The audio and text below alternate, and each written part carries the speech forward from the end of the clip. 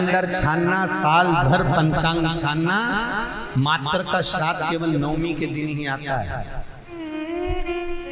और देवी भागवत में लिखा है ये मात्र का श्राद्ध इसी दिन माता जगदम्बा जगत जननी दुर्गा भवानी प्रकट हुई थी पृथ्वी पर। मात्र का श्राद्ध, ये तुम नवरात्रियां पूछते हो, उस दिन माता जी का जन्मदिन नहीं आता, मात्र का श्राद्ध के दिन माता जी का जन्मदिन का बना मां जगत जननी दुर्गा।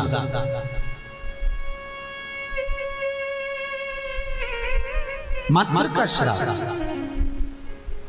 किसी ने कृष्ण किया है, वो हम लिखकर लेकर आए हैं कि महाराज श्राद्ध पक्ष में हमें किसको भोजन कराना चाहिए।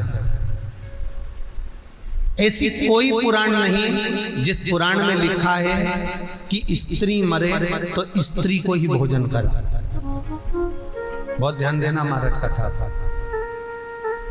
श्राद्ध पक्ष में कोई विडो स्त्री मर गई, कोई विधव्य नारी मर गई, विधवा स्त्री मर गई तो किसी विधवा को भोजन करा। कोई स्त्री चली गई तो उसकी जगह स्त्री को भोजन करा।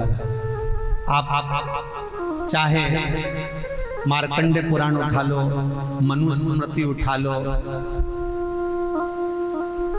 व्याघ्र स्मृति उठा लो, किसी भी पुराण में किसी भी शास्त्र में यह नहीं लिखा कि श्राद्ध का भोजन आप स्त्री को कराओ।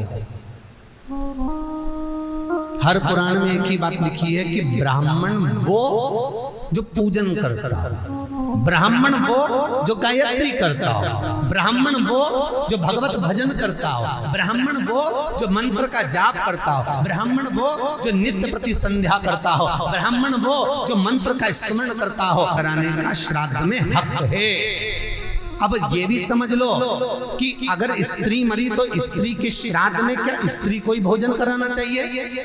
तो शिव महापुराण, गरुड़ पुराण, गर्ग संहिता, बरहा पुराण, ये सारी पुराणें वर्णन करती है कि स्त्री को आप भोजन करा रहे हो। स्त्री क्या वेद पढ़ती है? स्त्री क्या गायत्री करती है? स्त्री क्या संध्या करती है? स्त्री क्या उपासना करती है? नहीं। अगर उस स्त्री के लिए भी आपने ब्राह्मण को भोजन कराया तो भोजन करेगा तो गायत्री करेगा, संध्या करेगा, उससे उसको भाग हमारे पूर्वजों को प्राप्त होगा। इसलिए ब्राह्मण भोजन की महत्वता करते हैं।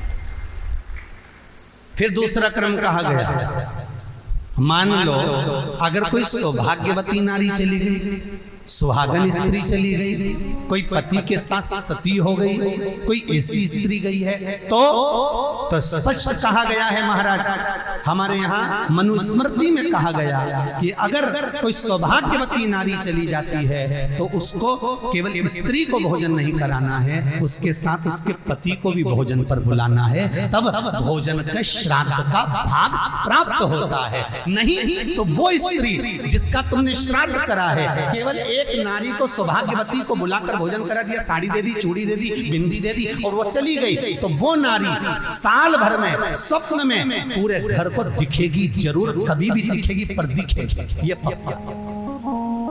अब कहोगे महाराज हमने तो श्राद्ध में माता जी का भोजन भी कराया था, स्वागन गई थी तो हमने तो एक लेडीज को भोजन भी कराया। वो स्त्री का भोजन कराया, अकेली को भोजन कराया, उसके साथ में उसके पति को नहीं बुलाया। अगर पति आता, दोनों अखंड भाव से भोजन करते तो फिर वो स्वप्न में नहीं देखती, आशीर्वाद देकर जाती, क्योंकि उसकी अकेली को तुमने भोजन कराया है, अकेली। ये सुहागन स्त्री का जब श्राद्ध आता है तो उसके पति को भी जोड़े पर भोजन करने बुलाना चाहिए।